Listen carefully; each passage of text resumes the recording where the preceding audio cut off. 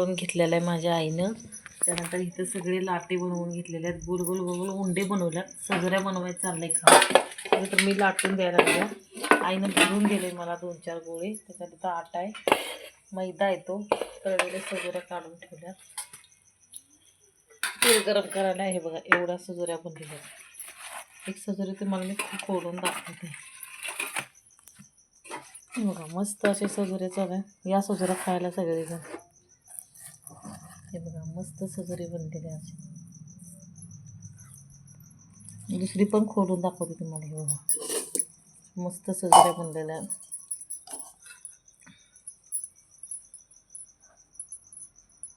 असं मस्त त्याच्यामध्ये सारण आहे बघा. आत कसं छान पेढ्यासारखं दिसायला लागलं. मी एक सजुरी तुम्हाला लाटून दाखवते.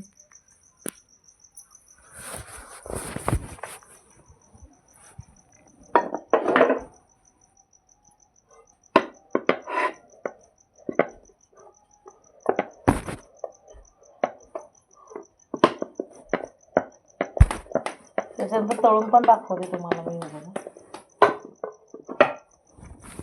लाटलेले इथं आईनं उंडा बनवून दिलाय. आई अजून उंडे बनवायला लागले आमची. तर लाटलेली सजऱ्याची घेऊन तेलात सोडूया.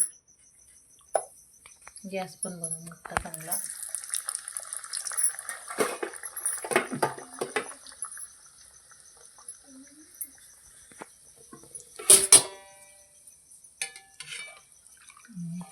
सजोरी अशी पलटी करून घेतल्या.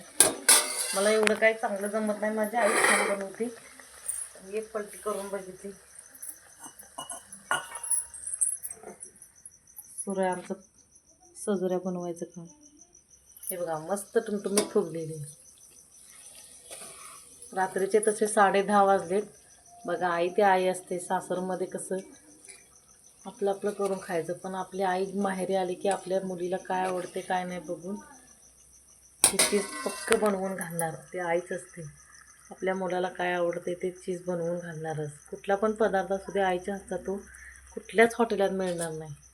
आईच्या हातची चव ते आईच्या हातची चव असते. मुली माहेरी आल्या की केवढं खुश असते, तेवढ्या सासरी किती पण खुश असू देत, पण त्यांना माहेरी आल्यावर एक वेगळं सुख भेटते.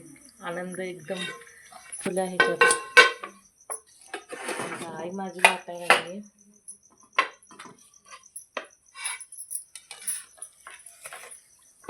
माझं काम नुसतं खायचं चाललंय, पण थोडी मदत थोडीफार आईनं सगळं केलंय. त्याचं मळण्यापासून सारण बनवण्यापर्यंत सगळं.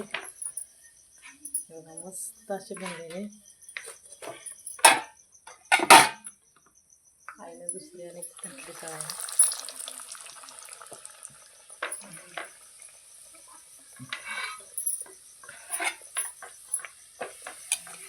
मस्त अशा सांजोऱ्या चाललेल्या आहेत.